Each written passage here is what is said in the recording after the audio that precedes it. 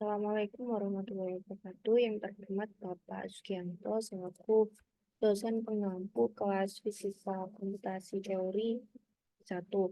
Perkenalkan, saya Sandi Widiawati, mahasiswi program studi Fisika Universitas Airlangga. Di sini saya akan eh, menyelesaikan persoalan UAS nomor 2. Sebelum itu akan saya share screen bagaimana persoalan UAS nomor 2 tersebut.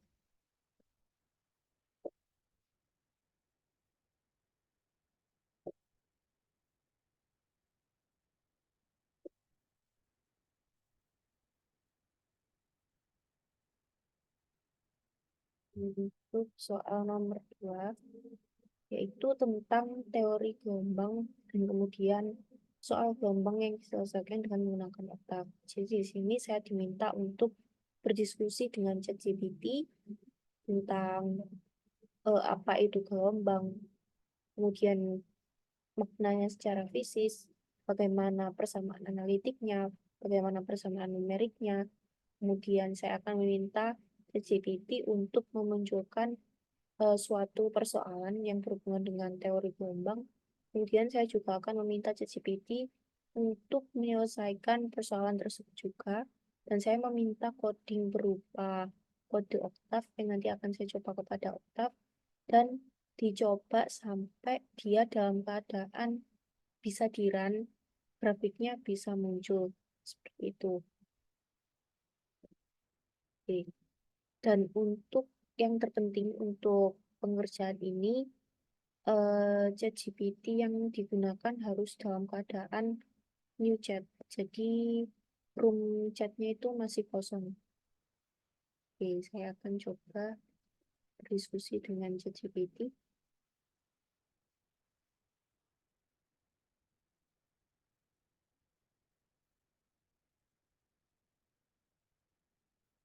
Oke, saya coba dia dalam keadaan new chat.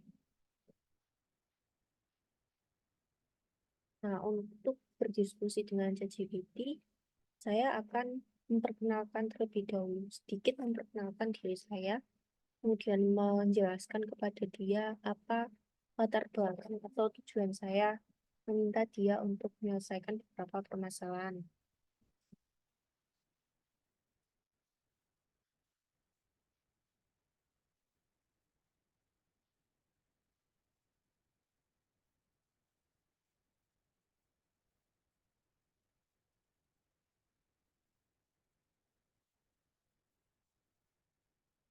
Nah, di sini saya meminta memperkenalkan diri saya kepada ChatGPT sebagai seorang mahasiswa yang akan mengajak dia untuk berdiskusi mengenai gelombang.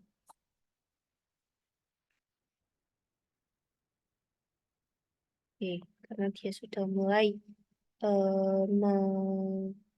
menanggapi apa yang saya bicarakan, kemudian saya akan bertanya tentang gelombang. Eh, Sebenarnya makna fisis gelombang itu apa?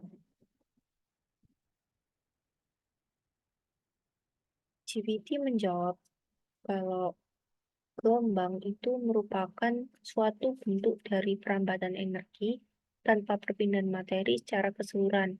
Ini berarti bahwa energi itu bergerak melalui suatu medium atau ruang tanpa mengakibatkan pergerakan substansi keseluruhan dari satu tempat ke tempat lain. Kemudian dia juga menjelaskan secara garis besar kalau gelombang itu dibagi menjadi dua, ada gelombang mekanik dan juga gelombang elektromagnetik. Gelombang mekanik, dia itu membagi jenis gelombang berdasarkan mediumnya. Jadi di sini mediumnya itu diperlukan untuk melakukan perambatan. Contoh gelombang mekanik di sini itu ada gelombang suara dan gelombang air. Kemudian yang kedua adalah gelombang elektromagnetik, yang mana dia itu bisa merambat melalui ruang hampa. Jadi dia tidak memerlukan medium. Contohnya yaitu gelombang cahaya, gelombang radio, dan gelombang mikro. Setiap gelombang itu memiliki karakteristik khusus seperti panjang gelombang, frekuensi, dan juga amplitudo. Panjang gelombang adalah jarak antara dua puncak secara berturut-turut, jadi ada satu lembah, satu bukit. Kemudian frekuensi itu jumlah getaran atau siklus per detik. Amplitudo itu tinggi maksimum gelombang. Saya akan bertanya lebih lanjut kepada ChatGPT. Sebenarnya saya penasaran atas dasar apa ilmuwan itu bisa menjelaskan tentang amplitudo, frekuensi, dan juga panjang gelombang yang ada pada suatu gelombang.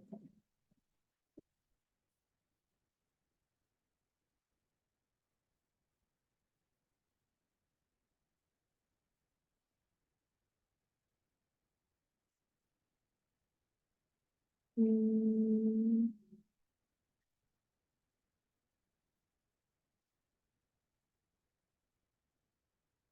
di sini ChatGPT masih membahas secara garis besar teori-teori atau makna dari ketiga topik yang saya tanyakan tadi.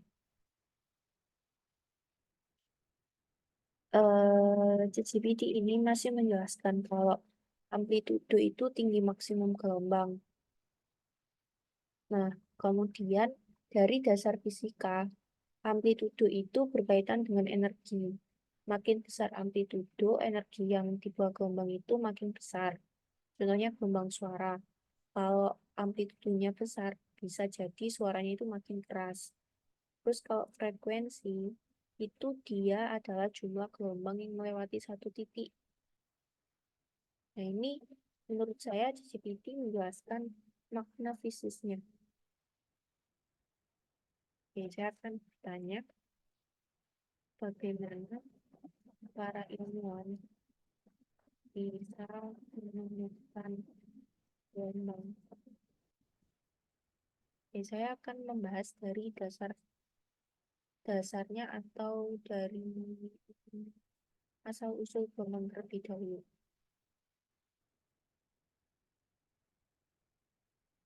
Nah, jadi kan tadi gelombang itu ada dua, ada gelombang mekanik sama elektromagnetik. Nah, untuk ilmuwan yang menemukan dua jenis gelombang ini itu adalah orang yang berbeda. Untuk gelombang air, itu kan tadi contoh dari gelombang mekanik. Gelombang air itu ditemukan di abad ke-19, yang mana George Biddle Airy mempelajari sifat gelombang air. Kemudian kalau gelombang suara dan Laplace itu ditemukan oleh Pierre Simon Laplace adalah salah satu ilmuwan yang mengembangkan pemahaman matematis tentang gelombang. James Clerk Maxwell itu pada abad 19 dia menyatakan kalau gelombang elektromagnetik itu dia merambat melalui ruang hampa dan memiliki kecepatan tertentu. Terus ada pengembangannya secara umum Fourier pada tahun 19 yaitu menjelaskan makna gelombang yang lebih lanjut. Kemudian ada de Broglie, Louis de Broglie yang memperkenalkan konsep gelombang partikel. Oke, saya akan bertanya lagi, kenapa ada pengembangan teori gelombang secara umum oleh Fourier dan de Broglie.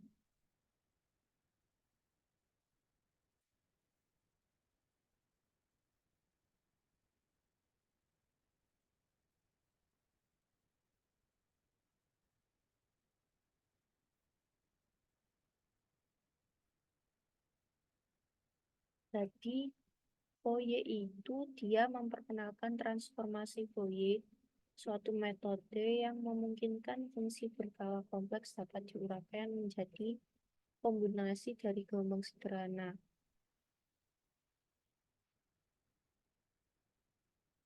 Kemudian de Broglie, dia itu menyatakan kalau partikel materi itu menunjukkan sifat gelombang. Oke, berarti saya akan lanjut bertanya kenapa gelombang identik dengan sinus kosinus. Apa hubungan mereka?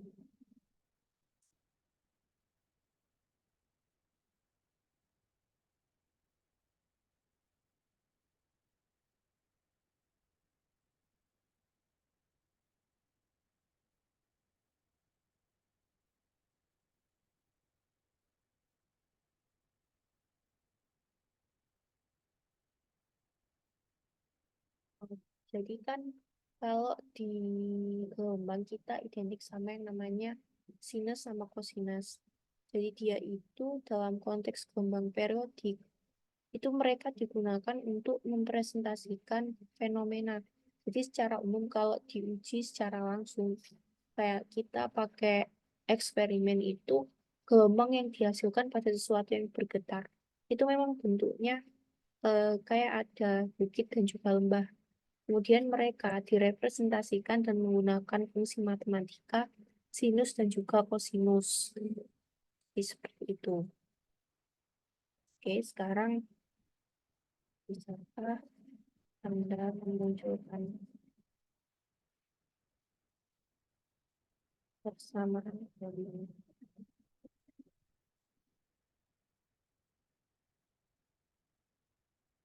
Oh, dia memunculkan persamaan gelombang dalam bentuk sinus kosinus. Ini persamaan gelombang secara umum, bukan persamaan gelombang dengan menggunakan Schrödinger. Jadi kan gelombang ada yang diteliti lebih lanjut dengan konsep modern dengan menggunakan persamaan Schrödinger.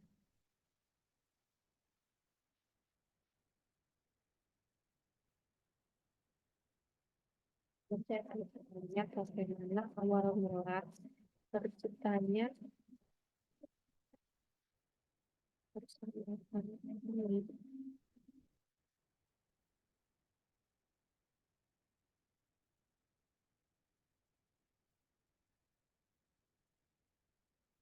Jadi, persamaan gelombang itu merujuk pada representasi matematis dari gelombang sinusoid, melibatkan pemahaman terhadap sifat gelombang sinus dan penerapan konsep trigonometri. Gelombang sinusoid itu bentuk osilasi yang terjadi dan alami dalam banyak besaran fisika seperti mekanis, gelombang suara, gelombang elektromagnetik. Jadi persamaan YT sama dengan A sin omega T plus 3 itu sebenarnya persamaan dari hasil perhitungan menggunakan sinusoidal. Oke, jadi mereka itu dihasilkan dari hasil pemodelan matematika dengan fungsi trigonometri.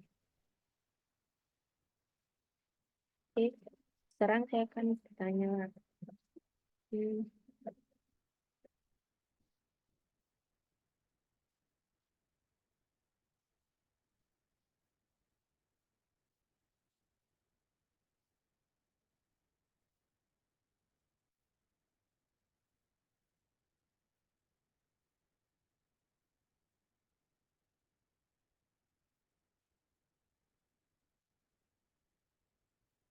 Persamaan Schrödinger adalah persamaan diferensial parsial non-linier yang fundamental dalam mekanika kuantum. Persamaan ini pertama kali diajukan oleh Austrian Erwin Schrödinger, yang mana teori ini itu pengembangan dari teori kuantum. Dua aspek gelombang partikel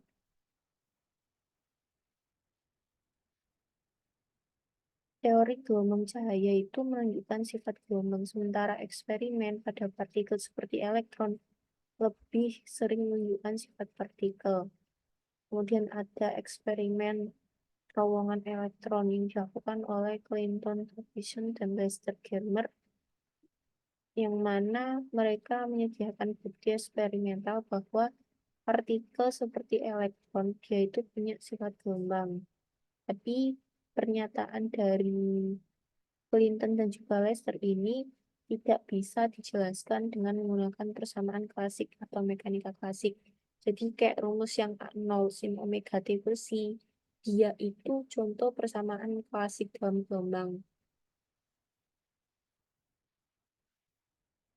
Nah, kemudian ada kombinasi gelombang oleh Schrödinger dan beberapa fisikawan lain seperti Max Born, Werner, dan Pascual Jordan yang menciptakan kerangka matematika menggabungkan sifat gelombang dan mekanika klasik. Dan mereka akhirnya mendapatkan eh, persamaan Schrödinger. Jadi secara umum kan mekanika dibedakan menjadi dua, ada mekanika klasik dan mekanika kuantum. Ya. Nah, mekanika kuantum dia itu jelaskan dengan menggunakan persamaan Schrödinger. Nah, persamaan Schrödinger itu dia bisa menjelaskan lebih rinci persamaan gelombang dalam konsep modern.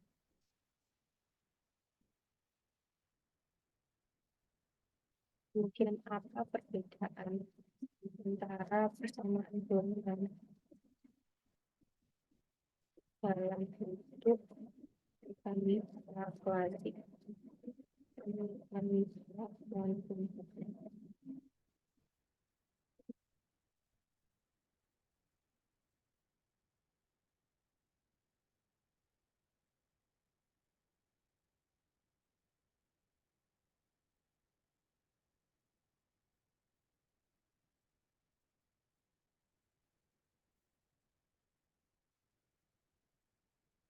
Pendekatan terhadap partikel dari mekanika klasik, partikel itu dinyatakan sebagai objek dengan posisi dan momentum yang dapat diukur. Mekanika klasik itu dia menjelaskan hukum Newton dan memberikan prediksi tentang pergerakan partikel. Ini tentang pendekatan terhadap partikelnya.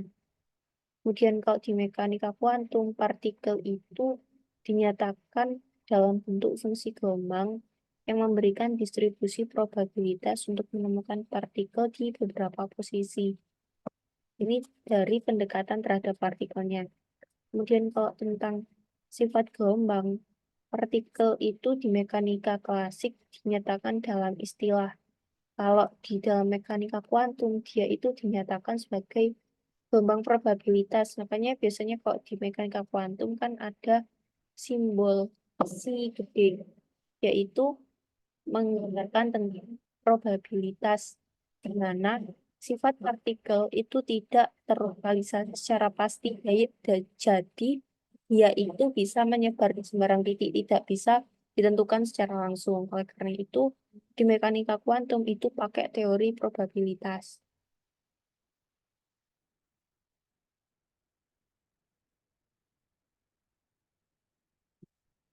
Oke.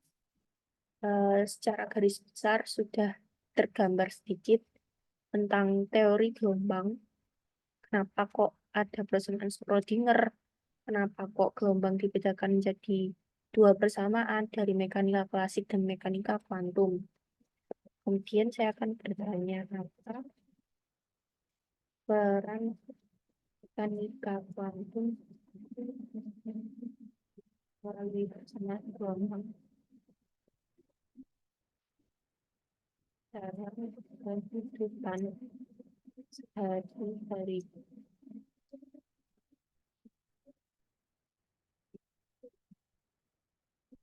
Nah, jadi secara garis besar, persamaan peran mekanika kuantum yang menjelaskan persamaan gelombang itu bisa digunakan dalam beberapa alat atau media yang memenuhi kehidupan manusia sehari-hari. Ada teknologi semikonduktor, spektroskopi, laser, ternyata dia juga pakai prinsip mekanika kuantum kemudian perekaman data, teknologi layar, ilmu dan kimia, dan kriptografi kuantum. Oke. Kemudian saya akan meminta ChatGPT berikan saya contoh soal yang menjelaskan tentang persamaan gelombang.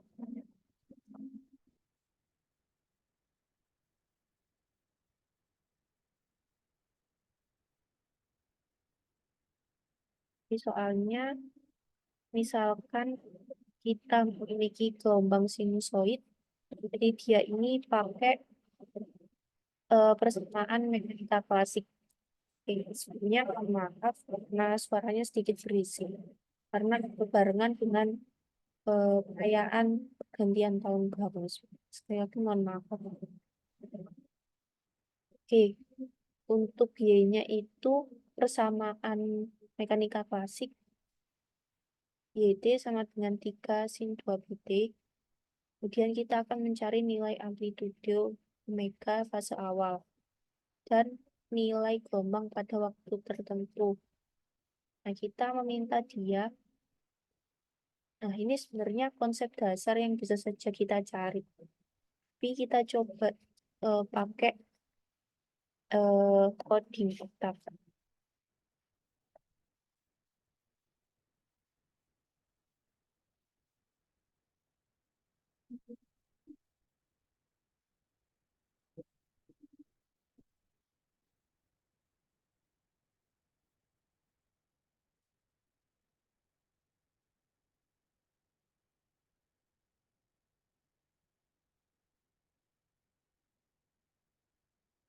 Oke, sekarang kita coba copy kodenya.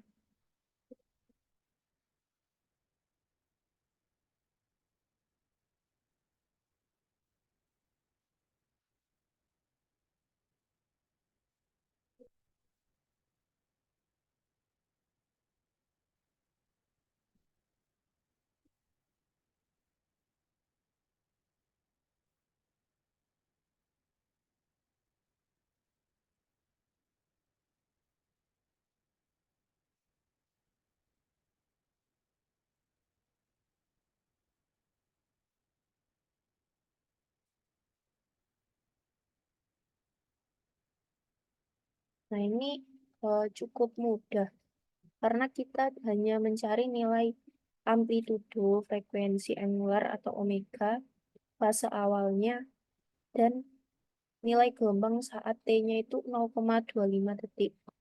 Ini sebenarnya bisa kita hitung secara manual juga karena ini dia nggak pakai pengkodingan yang sedikit rumit. Oke, sekarang kita coba minta ChatGPT untuk eh, membuatkan soal yang sedikit rumit.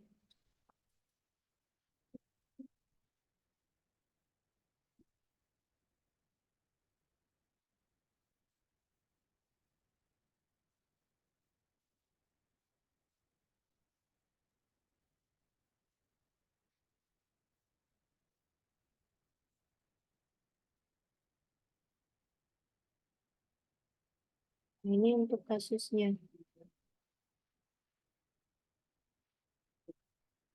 Sebuah pegas mengalami osilasi harmonik sederhana dengan persamaan gelombang X sama dengan 0,sin 2 pi kali 3T plus pi per 6. Kita disuruh mencari periode dan frekuensi osilasi pegas, berarti cari T dan omega, kemudian cari posisi pegas, dan cari berapa waktu yang diperlukan agar pegas mencapai nilai maksimum setelah dimulai osilasi. Oke, kita coba oktav untuk memunculkan.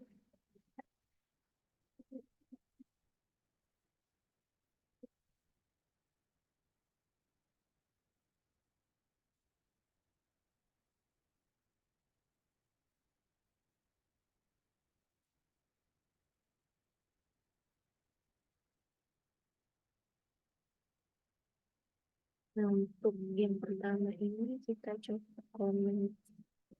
dulu.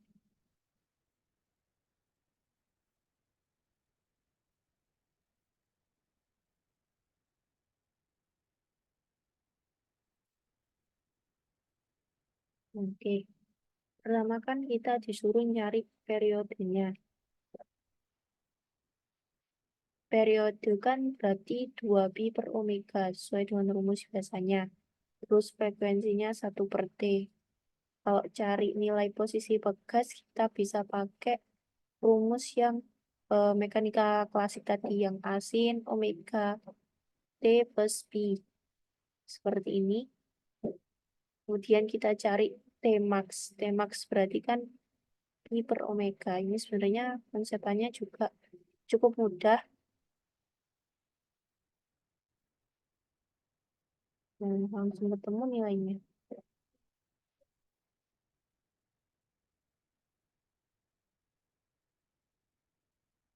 Oke, sekarang kita coba soal sekali lagi. Berikan saya soal yang membahas persamaan volume dalam perpindahan balon.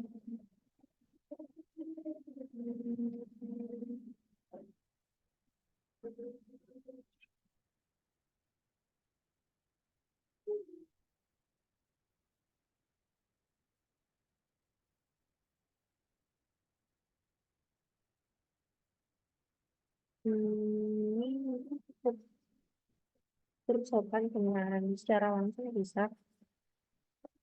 Coba disulit. Berikan saya soal tentang persebaran dalam isi yang dibuat yang dikerjakan dengan menggunakan metode misalnya jaman.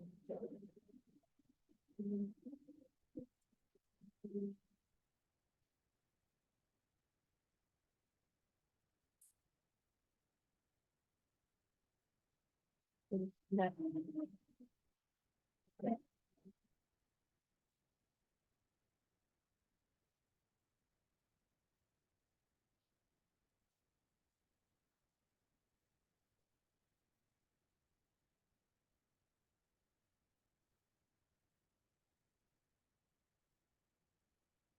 ya, kalau untuk soalnya seperti biasa, hanya penjelasan teori.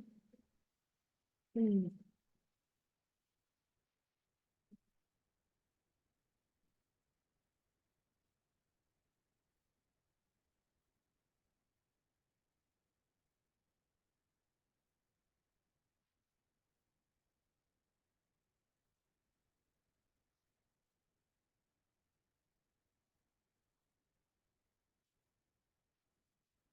Berikan saya permasalahan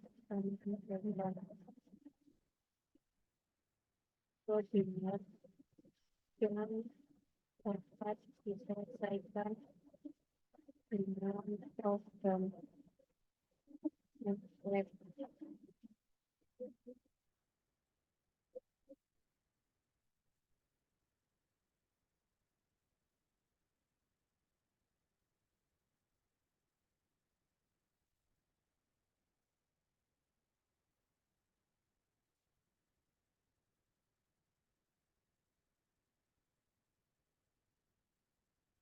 Di sini dijelaskan sebuah partikel kuantum dalam satu dimensi terperangkap dalam satu kotak dengan panjang L.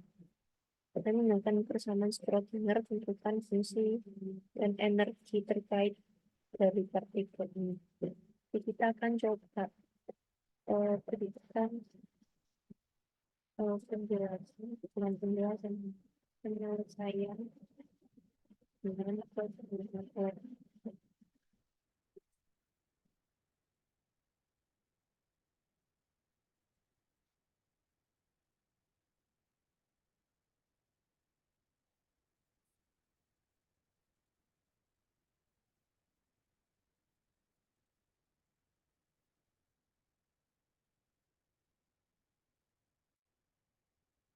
Oke, kita coba. Tapi sepertinya ini tadinya kurang berhasil diterapkan.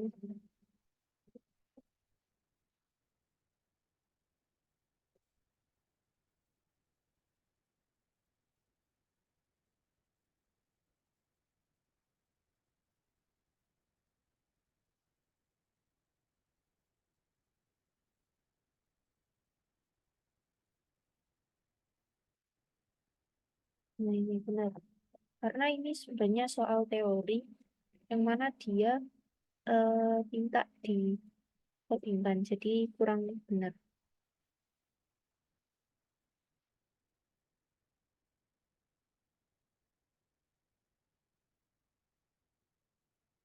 Ya, sebentar.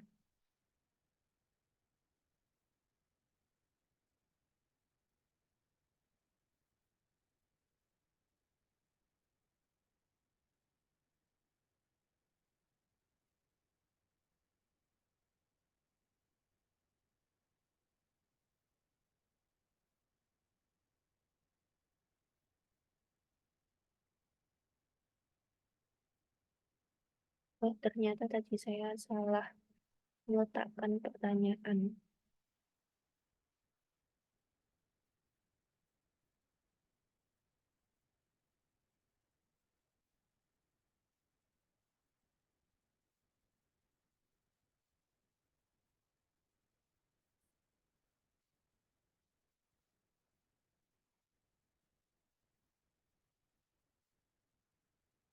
Perpindahan kalor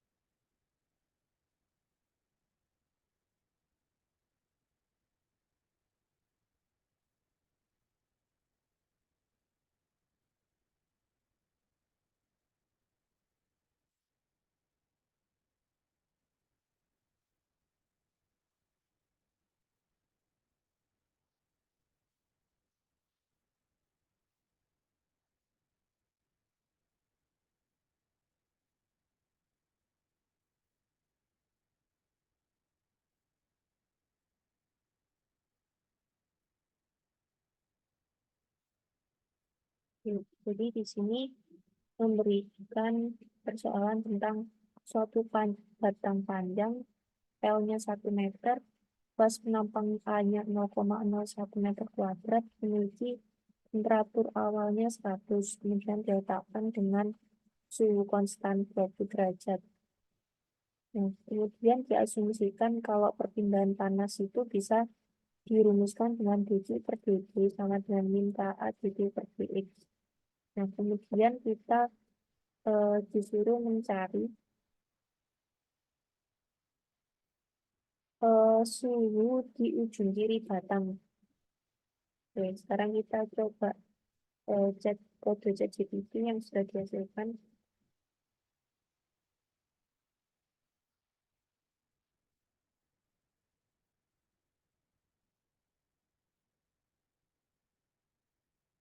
Error di garis 49.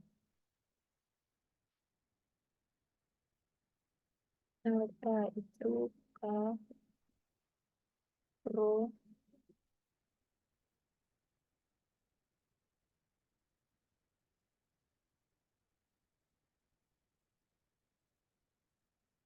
Rho-nya itu kan berarti massa jenis.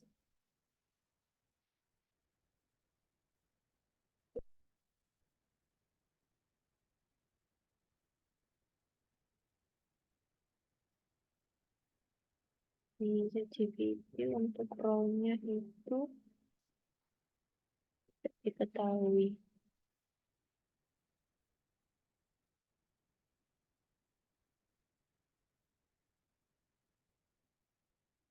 Jadi kita anggap nilai Rho-nya di sini itu kan massa jenis besi. Berarti coba dimasukkan nilai Rho dengan saya sesuaikan dengan soal sebelumnya di nomor 1. Saya pakai Rho 7500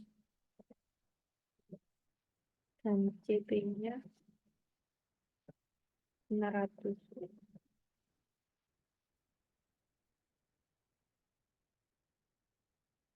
Nah, kan untuk rumus alfa kan K dibagi rho kali CP.